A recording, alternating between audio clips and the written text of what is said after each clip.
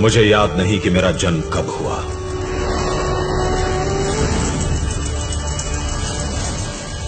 पर मुझे विश्वास है कि मैं किसी योद्धा की तलवार से उठी चिंगारी से उत्पन्न हुआ। मैं अग्नि हूं, वही जिसे देश प्रेमियों ने प्राणों की आहुति देकर पवित्र किया और जिसे ओडिशा की महान संतानों ने अपने हृदय में जीवित रखा।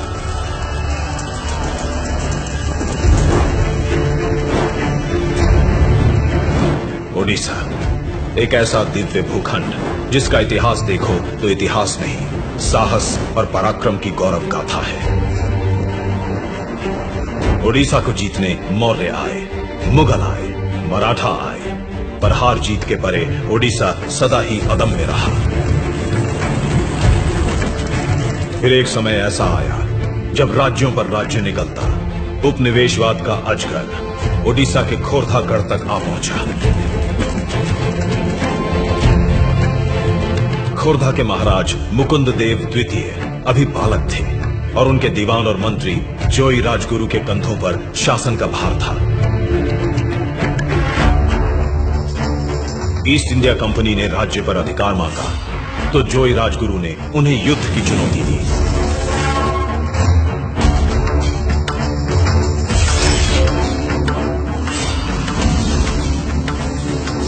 सन 1804 7,000 अंग्रेज सैनिकों के सामने मुट्ठी भर पाइको योद्धा निर्भयता का कवच पहने खड़े थे।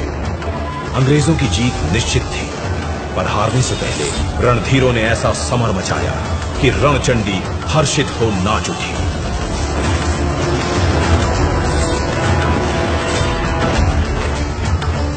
मातृभूमि ने आंचल फैलाकर एक एक सपूत का बलिदान स्वीकार किया।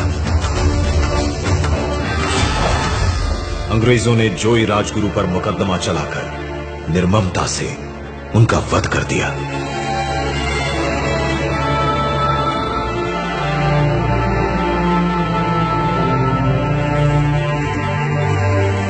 खोरधागढ़ अब ईस्ट इंडिया कंपनी के अधीन था। पूरे राज्य को निराशा और संशय की काली छाया ने ढक लिया।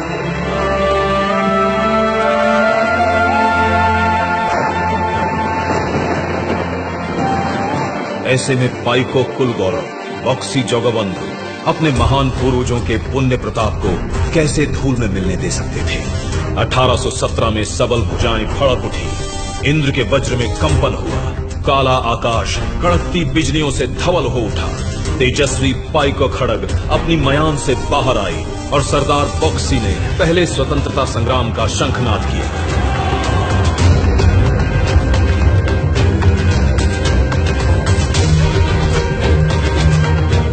पिंडी की बाहुबलेंद्र और कुर्तिबासा पाटसाहनी जैसे अनेक रणबांकुरों को साथ ले सरदार बक्सी ने छापामार युद्ध की योजना बनाई। घूमसर के कौंध आदिवासी भी साथ आ मिले।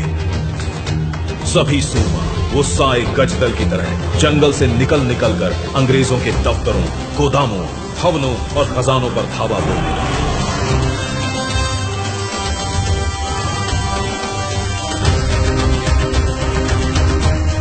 पाइको विद्रोह की क्रोधाग्नि में शत्रु ध्वज भस्म होने लगा। उसी दौरान पारड़क हिमुंडी में सोरा विद्रोह हुआ।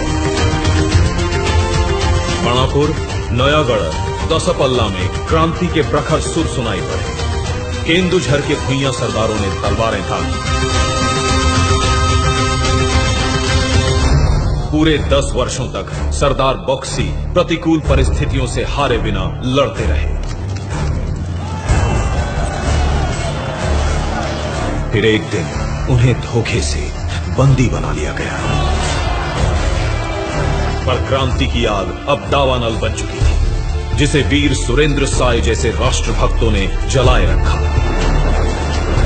वीर सुरेंद्र साय के साथ घेस गांव के जमींदार माधो सिंह, फत्ते सिंह और उनके पूरे परिवार ने जन्मभूमि का ऋण अपने प्राण देकर उतारा। कालाहांडी के रिंदो माझी और कोरापुट के लक्ष्मण नायक ने जीते जी अंग्रेजों की तलवार को जंग नहीं लगने दिया। देशभक्त बलिदान के ऊंचे से ऊंचे कीर्तिमान स्थापित कर रहे थे। तो अंग्रेज सरकार क्रूरता और नीचता की गहरी खाई में उतरती जा रही थी।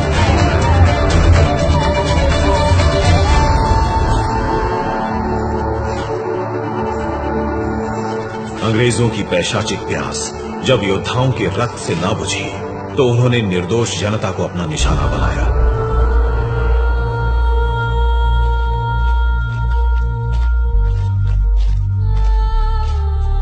कभी एमको सिमको मैदान में निहत्थे आदिवासियों पर गोलियों की बौछार की, तो कभी इरम में शांतिपूर्ण प्रदर्शन करते लोगों का संहार किया। इन रक्त तीर्थों पर बेकसूर लोगों की चीखें जैसे आज भी हवा में ठहरी हुई हैं। लेकिन ऐसी अनगिनत चीत्कारों और पुकारों के बीच जब बालक बाजी राउतर की मासूम आवाज सुनाई देती है तो आत्मा में शूल सा उतर जाता है। अंग्रेज पुलिसकर्मियों ने कुछ प्रदर्शनकारियों की हत्या कर दी थी। जन आक्रोश से बचने के लिए छुपते छुपाते जब वे लोग नीलकंठपुर घाट पहुंचे तो उनका रास्ता एक नन्हे नाविक ने रोक लिया। तुमने माने सबको हत्या करी, हमने तुम को डॉक्टरी नदी पार करे भी नहीं। बहुत धमकाने पर भी जब 12 साल के बाजी राउतर का संकल्प न टूटा तो एक निष्ठुर अंग्रेज ने दहकता हुआ अंगारा कोमल से सीने में उतार दिया। अंतिम क्षणों में भी बाजी राउतर अपने साथियों को चेताता था।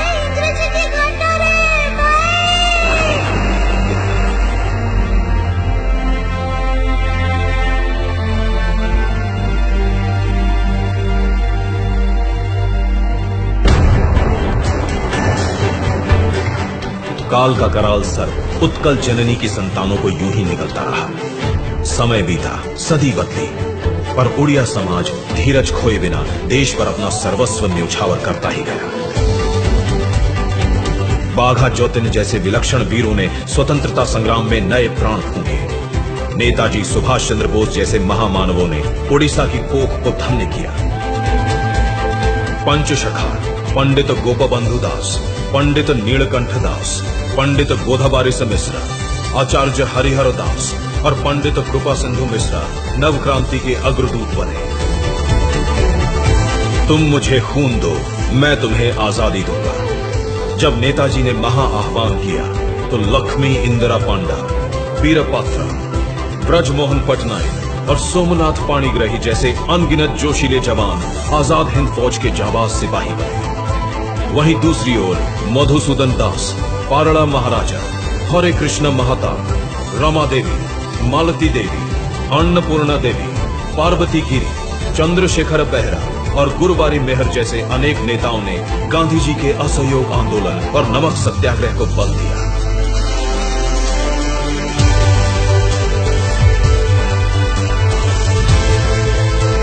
कांत कवि लक्ष्मीकांत ने वंदे उत्कल जननी की रचना कर पूरे प्रदेश में नव ऊर्जा का संचार किया। भारत छोड़ो आंदोलन का आगाज हुआ तो बरगढ़ जिले के पनीमोरा ग्राम का हर व्यक्ति अंग्रेजों को भारत से बाहर खदेड़ने बढ़ चला। ओडिशा के शेर हर मोर्चे पर तैनात थे। 1804 में शुरू हुआ महायज्ञ 1947 में जाकर सफल हुआ। क्रांति की मशाल से उत्सव के दीप जलाए गए।